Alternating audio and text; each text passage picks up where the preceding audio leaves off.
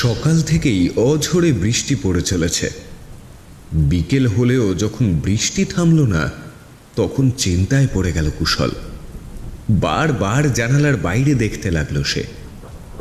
কুশলের আনমনা ভাব দেখে মা ওকে বলল, কিরে, সারাক্ষণ জানলার দিকে তাকিয়ে আছিস যে? বৃষ্টি থামবে কিনা ভাবছিস? ও আজ থামবে না। এরম বলো না মা, বৃষ্টি না কমলে যে মোহন দাদুর কাছে যাওয়াটাই হবে না। আমি জানি আজকে বৃষ্টির দিনে মোহন দাদু একটা দারুণ গল্প বলবে। উফ, কখন যে কমবে। বৃষ্টিটা একটু কমতেই ছাতা নিয়ে বেরিয়ে পড়ল কুশল। মোহন দাদুর আসরে প্রতিদিনের মতোই এই বৃষ্টিতেও বেশ ভিড় জমেছে। কেউ ছাতা নিয়ে, আবার কেউ কেউ তো ভিজেও চলে এসেছে। তাহলে বৃষ্টির দিনেও তোরা গল্প শুনতে ঠিক চলে এলি বাছারা। তবে ভিজে আসাটা ঠিক নয়। যারা এসেছিস ওই বারান্দায় গামছা ঝুলছে, যা গিয়ে ভালো করে মুছে আয়। আর তারপর আমার ঘরে গিয়ে জামা কাপড় ছেড়ে নে। ওখানে আমার নাতির জামা আছে অনেকগুলো, শহর থেকে আসে তো মাঝে মাঝে, তখন রেখে যায়। যা যা যা, আর দেরি করিস না। এই ভেজা জামায় থাকলে কিন্তু আমি গল্প বলবো না, এই বলে দিলুম। হ্যাঁ। সেই মতোই কয়েকজন ছেলে তাদের ভেজা জামা ছেড়ে এলো ঘরে গিয়ে। তারপর মোহন দাদু বলল, তাহলে বল, আজ কি গল্প শুনবি? ডাইনি, পেতনি, মামদো, মেছো নাকি? দাদু, আজ একটা পেতনির গল্প বলো না। সবাই এক সুরে বলল, হ্যাঁ দাদু, আজকে পেতনি হোক। দারুণ দারুণ। বেশ, তবে আজ তোদের একটা বাঁশ বাগানের গল্প বলি। আচ্ছা, তোরা বাঁশ বাগানে কখনো গিয়েছিস? এই গাঁয়েও তো আছে। বল্টু বলল, না দাদু, মা বলে ওখানে ভূত আছে। ভূত না রে, পেতনি। বাঁশ বাগানে পেতনি থাকে জানবি। এ গাঁয়েও হয়তো আছে, তবে আমি কখনো দেখিনি বা শুনিনি। সবাই দিব্যি ওখান দিয়ে যাওয়া আসা করে। তবে আজ যেই গল্পটা বলবো সেটা অন্য এক গ্রামের বাঁশ বাগানের গল্প। ওখানে একটা পেতনি থাকতো। আর প্রথম থেকেই বলি, তাহলে শোন। কলেজের ছুটিতে প্রসূন তার গ্রামের বাড়ি খেজুরপুরে গিয়েছিল কিছুদিনের জন্য। প্রথম দিন পৌঁছতেই তার বেশ রাত হয়ে গিয়েছিল, কারণ ট্রেনটা দেরি করে এসেছিল। রাত 8:05 যখন খেজুরপুর স্টেশনে পৌঁছায়, তখনই স্টেশন প্রায় ফাঁকা। গ্রামে ঢুকে একটাও ঠেলা গাড়ি বা গরুর গাড়ি সে পায় না বাড়ি যাওয়ার জন্য। অগত্যা হেঁটে হেঁটেই যেতে হয় তাকে প্রায় 4 কিলোমিটার পথ। অসম্ভব নিস্তব্ধ ছিল চারপাশের পরিবেশ। গ্রামের লাল মেঠো রাস্তায় একটাও লোক ছিল না তখন, আর তেমনই অন্ধকারে ঢেকেছিল চারিদিক। গ্রামের রাস্তায় একটাও আলো জ্বলছিল না। প্রসূন টর্চের আলোটা সামনের দিকে ফেলে এগিয়ে চলেছিল। কেমন যেন গা ছমছমে একটা পরিবেশ। প্রসূন খালি ভাবছিল কখন বাড়ি পৌঁছবে। গ্রামের স্টেশন থেকে সামনের দিকে কিছুটা এগিয়ে আসতেই একটা বাঁশ বাগান ছিল। সেখান দিয়ে যাওয়ার সময় হঠাৎই কেমন একটা বিশ্রী কান্নার শব্দ শুনতে পায় প্রসূন।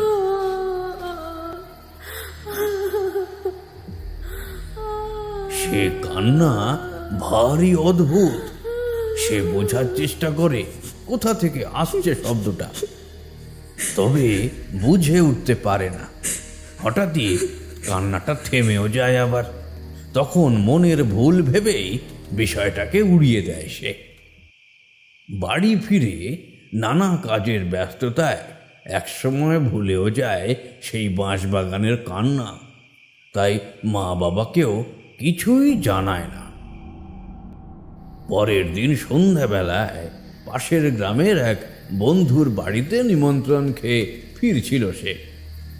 আবার সেই বাঁশবাগানের রাস্তা দিয়েই হঠাৎই একটা খসখস শব্দ শুনে দাঁড়িয়ে যায় সে, যেন বাঁশবাগানের মধ্যে কেউ চলাফেরা করছে। তবে টর্চের আলোটা ফেলে দেখে কিছুই ছিল না সেখানে। আবার টর্চটা রাস্তার দিকে ঘুরিয়ে এগিয়ে যেতে থাকে সে। তবে আবারও বাঁশবাগানের আর এক পাশ থেকে খসখস চলাফেরার শব্দ আসতে থাকে। একইভাবে টর্চটা ঘুরিয়ে সেদিকে ভালো করে দেখে নেয় সে, তবে কোথাও কেউই ছিল না। এবার একটু আশ্চর্য হয় প্রসূন, তবে বিষয়টা আমল না দিয়ে আবার সামনের দিকেই এগিয়ে যেতে থাকে। এমন সময় আবার আগের দিনের সেই অদ্ভুত কান্না প্রতিধ্বনিত হতে শুরু করে সারা বাঁশবাগান জুড়ে। নড়ে ওঠে প্রসূন। সেই কান্না যেন কান্না নয়, কারোর ঘুমানোর শব্দ। সেই কান্না যেন কথা বলছে, তবে কি বলছে সে বোঝা যায় না। শুধু কান্নার সুর শুনলেই বোঝা যায় এ এক আর্তনাদ। ভয়ে হাড় হিম হয়ে যায় প্রসূনের। টর্চের আলো ফেলে চারপাশটা ঘুরে সে দেখতে থাকে।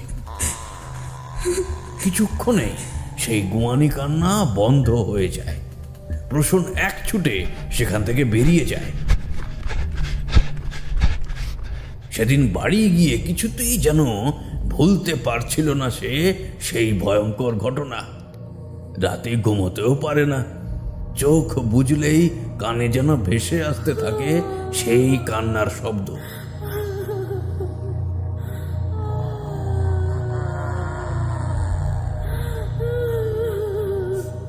সারা রাত জেগেই কাটিয়ে দেয় সে।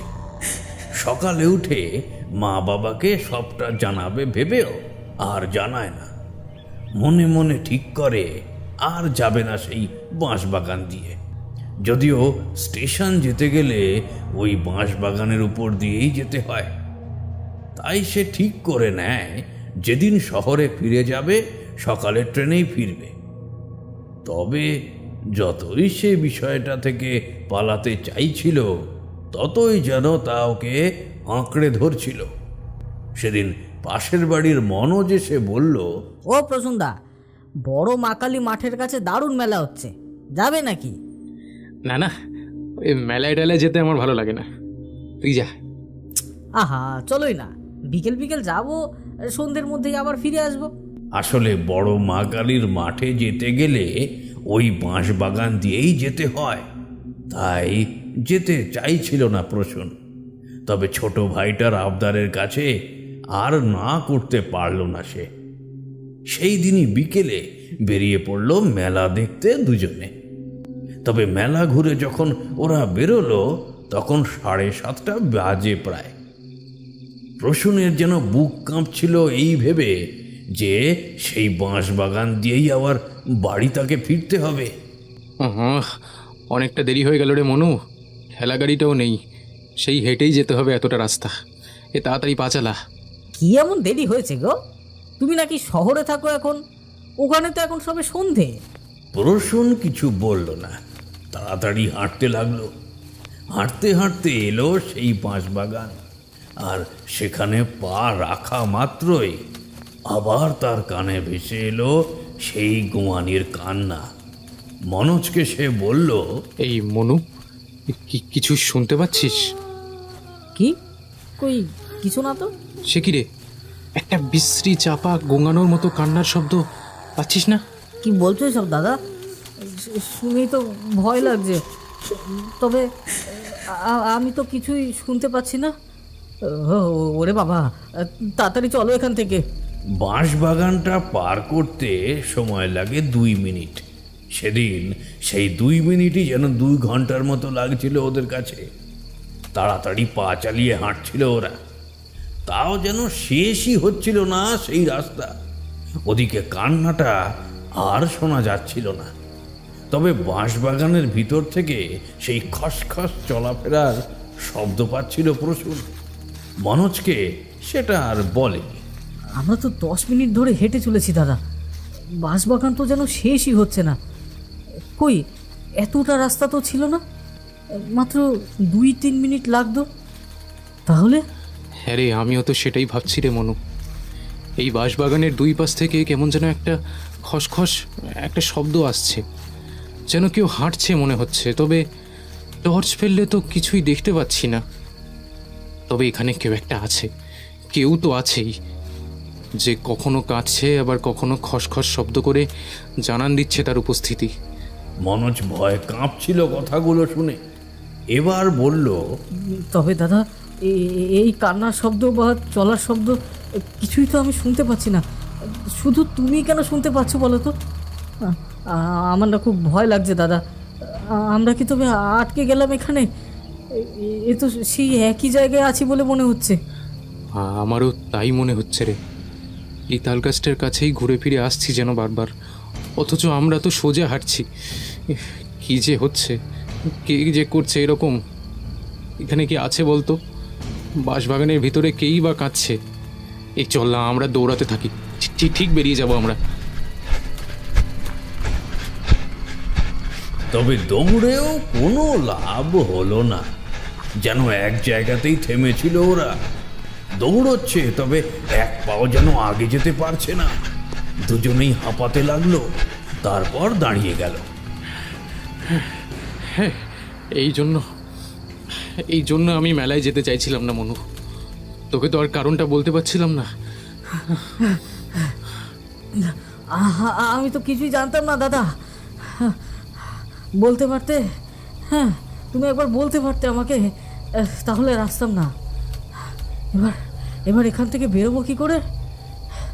এমন সময় প্রসূনের যেন মনে হলো ওর পিঠে কেউ আঁচড়াচ্ছে।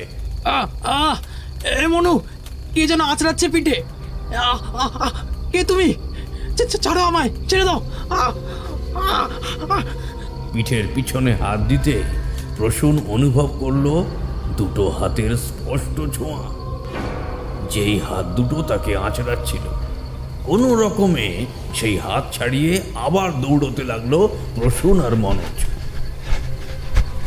দৌড়তে দৌড়তে বাঁশবাগানের শেষ প্রান্তে এসে পৌঁছলো তারা অবশেষে। হাঁপাতে হাঁপাতে দাঁড়িয়ে গেল ওরা কিছুক্ষণের জন্য। আর পারছি না দাদা। সে কখন থেকে দৌড়চ্ছি। তবে এসে গেছি, আর ভয় নেই। প্রসূন স্বস্তির নিঃশ্বাস ফেলল এবার। তারপর কিছু বলতে যাচ্ছিল মনোজকে, এমন সময় দেখলো বাঁশবাগানের ভিতর থেকে দুটো বড় গোল গোল চোখ যেন তার দিকেই তাকিয়ে আছে, যেন কিছু বলতে চাইছে তাকে। ভয়ে চোখটা বন্ধ করে নিল প্রসূন। আর তারপরেই তার কানে ভেসে এলো আবার সেই চাপা ঘুমানোর কান্না। ভয়ে ভয়ে চোখটা খুলে প্রসূন দেখল বাঁশবাগানের ভিতরে যেই চোখটা উকি মারছিল, সেই চোখটা এখনো তার দিকেই তাকিয়ে আছে। আর সেই চোখ থেকে জল পড়ছে, গুঙিয়ে গুঙিয়ে কেঁদে যাচ্ছে যেন সেই চোখটাই। মনোজ, পালা, নইলে আমরা আজকে আর বাঁচবো না রে। পালা, পেছনে তাকাবি না। পালা, দৌড়া। ওরা পালাতেই যাচ্ছিল, তবে সামনের দিক থেকেই একটা মেয়ে ওদের সামনে এসে দাঁড়ালো। এবার মনোজ ওকে দেখতে পেল। একটা কিশোরী মেয়ে, লম্বা মাঝারি গড়ন, এলোমেলো চুল, আর মুখটা যেন থ্যাতলানো। কিছু যেন বলছিল মেয়েটা ওদের, তবে ওর কথা বোঝা যাচ্ছিল না। ঠোঁট কাঁপতে কাঁপতে প্রসূন বলল, কি চাও তুমি? হ্যাঁ, কি চাও? কেন বারবার আমাকে ভয় দেখাচ্ছ? সরে যাও সামনে থেকে। আমাকে বাড়ি যেতে দাও আমাদের। মেয়েটা হাত জোড় করে যেন কিছু চাইছিল, আর মুখে গোয়াতে গোয়াতে কি যেন বলছিল বারবার। অনেকক্ষণ শোনার পর প্রসূন বুঝতে পারল যে সে কি বলছে। আর তারপরেই কোথায় যেন চলে গেল মেয়েটা। আর তারপরেই খুব সহজেই মনোজ আর প্রসূন সেখান থেকে বেরোতে পারল। বাড়িতে গিয়ে এক গ্লাস জল খেয়ে চেয়ারে বসে পড়ল প্রসূন। তার মা আসতেই মাকে বলল, মা, এই গ্রামের বাঁশবাগানের গল্পটা কি গো? ওখানে কি কোনো ঘটনা হয়েছিল কখনো? মানে কেউ আত্মহত্যা করেছিল বা কোনো অপমৃত্যু? না, এমন কিছু তো শুনিনি কখনো। কিন্তু কেন বলতো? আর তোকে এত বিধ্বস্তই বা দেখাচ্ছে কেন? কি হয়েছে তো? মাকে সব ঘটনা বলল প্রসূন। সব শুনে ওর মা বলল, নিশ্চয়ই মেয়েটা অপঘাতে মারা গেছে, তাই ওর আত্মা ওভাবে। তবে আমরা তো কতবার ওখান দিয়ে গেছি, সবাই তো যায়, কেউ তো কিছু দেখেনি। তবে তুই কেন? মা, ও কি বলছিল আমি এবারে বুঝেছি। মুক্তি, ও মুক্তি চায় মা, সেটাই গোঙাতে গোঙাতে বলছিল আমাদের। তবে পরিষ্কার বললো না কেন? এই সব ঝামেলায় পড়িস না বাবা, এই তো কদিন পর শহরে ফিরে যাবি, বেকার কি প্রয়োজন? না মা, ওর বিষয়ে সবটা না জেনে আমি কোথাও যাব না। মনোজকে বলছি কোনো একটা তান্ত্রিকের খোঁজ করতে। পরের দিনই মনোজকে বলে সেই গ্রামের শ্মশানের কাছে এক তান্ত্রিকের বাড়ি গেল তারা। তান্ত্রিক ওদের দেখেই বলল, ভূত তাড়াতে এসেছিস? তবে কিন্তু ভূত নয়, পেতনি, বাঁশবাগানের পেতনি। বাবা, আপনি জানলেন কি করে? আমি তো সবই জানি বাছা। ওই পেতনি তোকে অনেক দিন ধরেই বলার চেষ্টা করছে ওর যন্ত্রণার কথা, তবে তুই শুনতে চাসনি। ঠিক যেমন কেউ শুনতে চায় না ওর কথা, তবে অবশেষে তুই শুনলি। আমি কালই ওকে দেখেছি বাবা, একটা বাচ্চা মেয়ে, 15-16 বছর বয়স হবে ওর। কে ও বাবা? কি হয়েছিল ওর? আমি সব জানতে চাই বাবা। তান্ত্রিক চোখ বন্ধ করে কিছুক্ষণ ধ্যান করল, তারপর চোখ খুলে বলল, ওই মেয়েটা বোবা, তাই ওর কথা তুই বুঝতে পারছিলিস না। আর ওর কান্নাও তাই এত অদ্ভুত। ওইভাবেই গঙিয়ে গঙিয়ে কাঁদে ও। ওর বাড়ি এই গ্রামের নদীর ধারে। মা বাবা মারা যাবার পর থেকে মামা মামির কাছেই থাকতো। মামি অত্যন্ত বদ, ওকে দিয়ে ঘরের সব কাজ করাতো। তবে ও শুধুই বোবা নয়, কালাও। তাই অর্ধেক কথা ও বুঝতে পারতো না।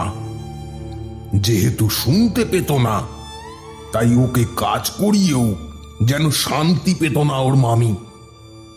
তবে মারবো ভেবেও মারতে পারতো না, কারণ ওর বাবার জমি বাড়ি সব ওই মেয়েটার নামে ছিল, যা 18 বছর বয়স হলে মেয়েটা পেত। আর ওর মামি ভেবেছিল তারপর মেয়েটাকে দিয়ে নিজেদের নামে সবটা করিয়ে নেবে। তবে একদিন ওর মামির এমন রাগ হলো যে এক মুহূর্তেই সম্পত্তির বিষয়টা ভুলেই গেল। একটা শিলনোড়া দিয়ে মেয়েটার মুখটা থেঁতলে দিল, তারপর মাথাটাও। মামি তার ছেলে আর স্বামী বাড়ি এলে তাদেরকে বলল কাজ করতে গিয়েই দুর্ঘটনা ঘটেছে। আর ওদের ভয় হয়েছিল কেউ জানলেই পুলিশ কেস হবে, তাই ওরা 3 জনে মিলে চুপি চুপি রাতের আঁধারে লাশটাকে ওই বাঁশ বাগানে নিয়ে এসে পুঁতে দিয়ে চলে যায়। এরপর ওই বোবা মেয়েটার আত্মা প্রতিশোধের জন্য ছটফট করতে থাকে। আর কিছুদিনের মধ্যেই ওর মামিকে ও ঘাড় মুটকে নিজের হাতে মেরে ফেলে। তারপর থেকে ও শুধুই চেয়েছে ওর মামির আসল রূপটা ওর মামা জানুক, আর ওকে কেউ চিরতরে মুক্ত করে দিক। তোর আগেও অনেককেই ও চেষ্টা করেছে বলতে, তবে একবার ওই মেয়েটাকে দেখে নিলেই সবাই ভয়ে পালিয়ে যায়, কেউ এগোয় না। তবে তুই প্রথম ব্যক্তি যে ওকে নিয়ে এতটা ভেবেছিস। আমার কাছে এসেছিস। শোন, তুই পারিস ওর শেষ ইচ্ছা পূরণ করে ওকে মুক্তি দিতে, অর্থাৎ ওর মামাকে সত্যিটা জানিয়ে তারপর ওর লাশটাকে মাটি থেকে খুঁড়ে বের করে জ্বালিয়ে দিতে হবে তোকে। কিরে, পারবি তো? ভয় পাবি না তো? পারবো বাবা, এটা যে পুণ্যের কাজ, আমি নিশ্চয়ই পারবো। তবে সামনের অমাবস্যার রাত্রে তৈরি থাকিস, আর তার আগে ওর মামাকে গিয়ে সবটা জানাবি। রসুন তান্ত্রিকের কথা মতো একদিন মেয়েটার বাড়িতে গিয়ে ওর মামাকে সত্যিটা জানায়, আর তারপর সামনের অমাবস্যার রাতে মনোজকে নিয়ে বাঁশবাগানে যায় মেয়েটার লাশ জ্বালানোর জন্য। আমার খুব ভয় লাগছে দাদা, ও আমাদের মেরে ফেলবে না তো? মারবে কেন? আমরা তো ওর আত্মার মুক্তির জন্য এসেছি, এটাই তো ও চাই রে। আবার সেই গোয়ানি কান্নার শব্দ শোনা গেল। সারা বাঁশবাগান জুড়ে তা প্রতিধ্বনিত হতে লাগলো।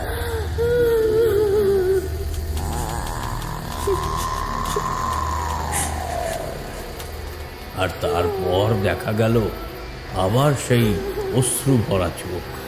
দুজনেই ওদিক থেকে মুখটা ফিরিয়ে নিল। সেই কান্নার শব্দে যেন কান রাখা যাচ্ছিল না। ওরা কানেও হাত চাপা দিল, তবে শব্দের তীব্রতা একটুও কমল না। আমাদের এসবের মধ্যেই কাজটা সম্পন্ন করতে হবে, ভয় পেলে চলবে না। তান্ত্রিক বলেছিল যেখানে কোদাল ঠেকালে মাটি লাল হয়ে যাবে, ওখানেই পোতা আছে লাশটা। চল খুঁজি। অনেক খুঁজে অবশেষে সেই জায়গাটা পাওয়া গেল। মাটির তলা থেকে বোবা মেয়েটার কঙ্কাল সার লাশটা বের করে রসুন জ্বালিয়ে দিল সেটা। আর তখন দেখা গেল সেই মেয়ের অবয়ব তাদের সামনে এসে হাত জোড় করে দাঁড়িয়েছে আবার। আর ওর ভাষায় গুঙিয়ে গুঙিয়ে কি সব যেন বলছে, হয়তো ওদের ধন্যবাদ জানাচ্ছে। লাশটা ধীরে ধীরে জ্বলে পুড়ে ছাই হয়ে যেতে থাকে, আর মেয়েটা চিৎকার করতে থাকে। ও কথা বলতে পারতো না, তবে ওর সেই চিৎকার যেন সব বলে দিচ্ছিল। ভেতরের চাপা কষ্টটা নিংড়ে বের করছিল ও শেষবারের মতো। লাশটা ছাই হয়ে যেতে মেয়েটার আর্তনাদও থেমে গেল, আর এক সময় ধীরে ধীরে ও বাতাসে মিলিয়ে গেল। এর কদিন পরে প্রসূন শহরে ফিরে যায়, তবে বাঁশবাগানের সেই ভয়ঙ্কর অভিজ্ঞতা ও এই জীবনে হয়তো আর ভুলতে পারবে না। এতক্ষণ সবাই মন্ত্রমুগ্ধ হয়ে গল্পটা শুনছিল। কিরে, গল্পটা কেমন লাগলো বল? সবাই বলে উঠল একসাথে, ও দারুণ দারুণ। কেমন লাগলো আমাদের আজকের গল্প কমেন্ট করে জানাতে ভুলবেন না। যদি গল্পটি ভালো লেগে থাকে অবশ্যই ভিডিওটিতে একটি লাইক এবং ভিডিওটিকে অনেক অনেক শেয়ার করবেন। যদি আমাদের গল্প ভালো লেগে থাকে তাহলে অবশ্যই গল্পবাস চ্যানেলকে সাবস্ক্রাইব করবেন এবং সাবস্ক্রাইব বাটনের পাশে বেল আইকনটি প্রেস করবেন, যাতে সমস্ত গল্পের নোটিফিকেশন আপনারা সবসময় পেয়ে যান।